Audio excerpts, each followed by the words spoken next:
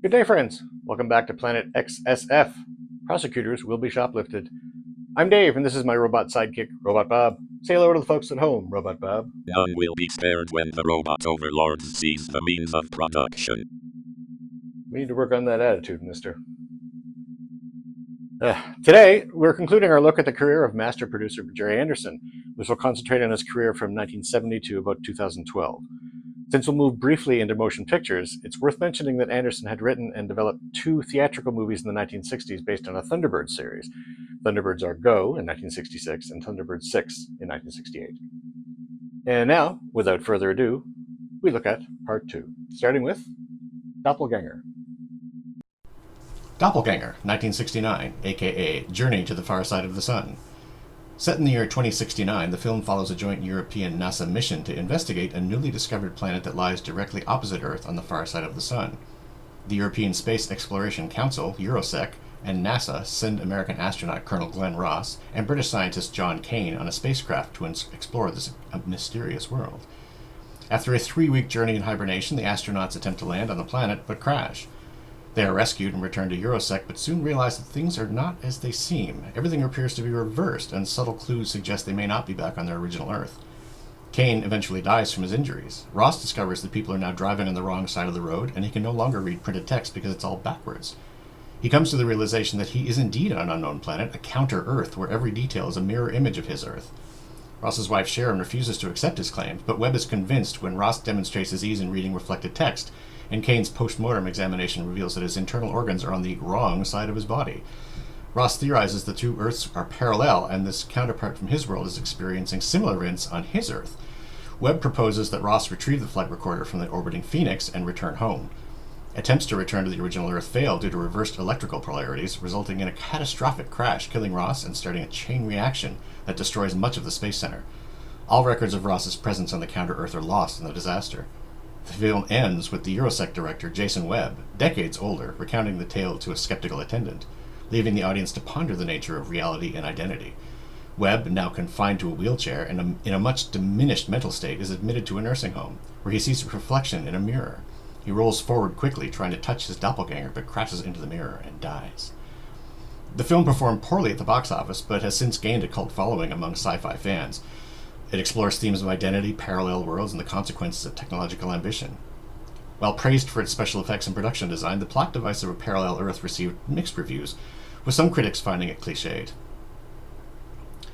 In 1970, Gerry pivoted into live-action television, something he'd wanted to do for a very long time. His first major project in this area was UFO, 1970 to 1971, a science fiction series about a secret organization defending Earth from alien invaders. UFO was notable for its mature themes and visual effects, and it marks Anderson's successful move into live action. UFO consists of 26 hour-long episodes, each focusing on Shadow, the Supreme Headquarters Alien Defense Organization, and their efforts to thwart alien incursions. It blends action, suspense, and drama, often featuring unexpected or downbeat endings. It's set in the near future of 1980, and follows the secret international military agency established by the governments of the UK, US, Soviet Union, France, and Germany. Shadow's mission is to defend Earth from mysterious aliens who abduct humans and harvest their organs for survival. The organization operates from a secret base beneath a film studio in England, with additional assets including a moon base, submarines, and advanced vehicles. Shadow has a variety of high-tech hardware and vehicles at its disposal to implement a layered defense of Earth. Early warnings of alien attack come from SID, the Space Intruder Detector, an unmanned computerized tracking satellite that constantly scans for UFO incursions. The forward line of defense is Moonbase, from which the 3 Lunar Interceptor spacecraft that fire a single explosive warhead are launched. The second line of defense includes Skydiver, a submarine mated with the submersible undersea-launched Sky-1 interceptor aircraft, which attacks UFOs in Earth's atmosphere. The last line of defense is ground units, including the armed Shadow mobiles fitted with Caterpillar tracks. The series explores mature themes such as secrecy, moral ambiguity, and the psychological toll of covert warfare. It was notable for its adult tone, relationship difficulties, and even drug use, setting it apart from Anderson's earlier, more child-friendly puppet shows. The show's depiction of technology was ambitious, predicting cell phones, spy satellites, and women in military authority. Next up, The Protectors. The Protectors was Gerry Anderson's second live-action series following UFO, and his only series not rooted in fantasy or science fiction. The series is a British action thriller that follows three affluent international private detectives: Harry Rule, played by Robert Vaughn, who leads the group from London; Contessa Caroline de Contini, played by Nairi Dawn Porter, who lives in Italy and runs her own detective agency specializing in exposing art frauds and recovering stolen art; and Paul Boucher, played by Tony Anholt, who we'll see again later, who works out of Paris and is the group's researcher and gadget specialist. They belong to an organization called the Protectors, based in London, and are charged with ensuring the protection of innocents. Their globe-trotting adventures range from simple kidnapping cases to convoluted international intrigue. The characters are depicted as wealthy and glamorous, driving exotic cars of the era. In 1975, what was originally intended to be a second series of UFO based primarily on Moonbase failed to materialize.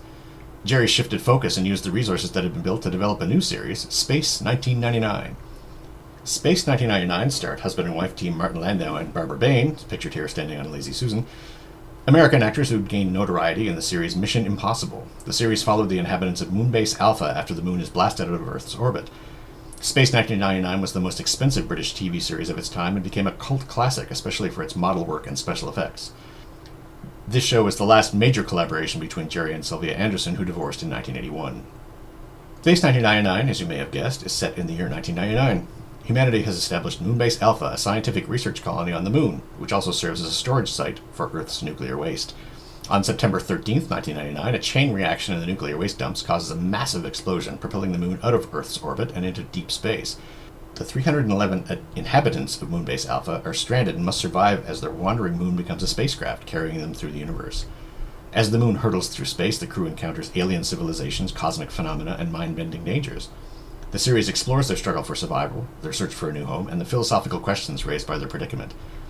Seasons 1 and 2 are regarded by fans as almost completely different series, as aside from the settings and lead actors Martin Landau, Barbara Bain, and Nick Tate as Aussie pilot Alan Carter, most aspects of the show had changed, including the main command center set in the addition of Protector star Tony Anholt as Security Chief Tony Verdeschi, and alien shapeshifter Maya, last survivor of the planet Psychon. The significant shift was the result of the hiring of American producer Fred Freiberger to adapt the series to better suit American audiences. The result being Monster of the Week episodes that frustrated viewers and actors alike, with Martin Landau claiming the script for one episode made the whole cast look like schmucks. He's not wrong. An enduring element of the series is the Eagle transporter, the workhouse space vehicle used by Moonbase Alpha, and which are apparently purchased in bulk. The series was a huge part of my childhood, and we'll revisit this in a future episode. Before we move on, let's enjoy Tony Anholt hitting future Darth Vader David Prowse in the nuts with an oxygen tank.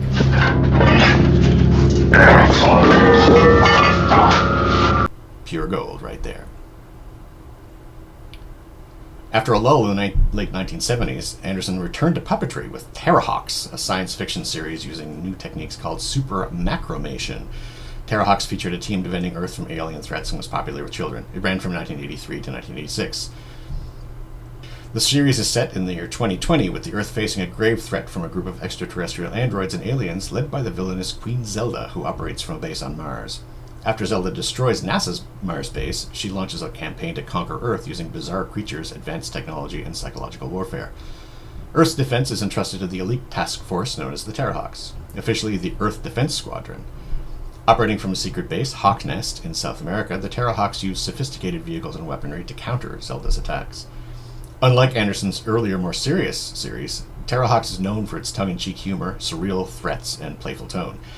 The show blends action, suspense, and comedy, often parodying pop culture and featuring outlandish storylines. Despite its comedic approach, the series explores themes of teamwork, heroism, and ethical implications of artificial intelligence. He also, around this time, created Dick Spanner, Private Investigator, a stop-motion animated comedy series parodying detective shows. In the 1990s, Anderson produced Space Precinct, a live-action police procedural set on another planet, blending science fiction with crime drama. He also created Lavender Castle, which lasted 1999 to 2000, a children's animated series with a fantasy theme, showcasing his continued innovation in storytelling and visual effects. Anderson's final major project was The New Captain Scarlet from 2005, a CGI reboot of its classic 1960s series. This show used cutting-edge computer animation and was one of the most expensive children's programs ever made in the United Kingdom. Gerry Anderson is remembered as a visionary producer who revolutionized science fiction television with his innovative use of puppetry, model work, and special effects. His work from 1970 to 2012 spanned live action, animation, and CGI, influencing generations of creators and fans.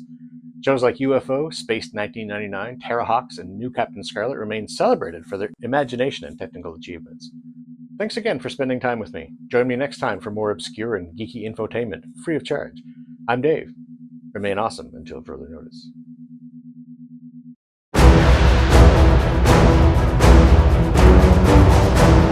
Gerry Anderson is remembered as a visionary producer who revolutionized science fiction television with invasive use of puppetry.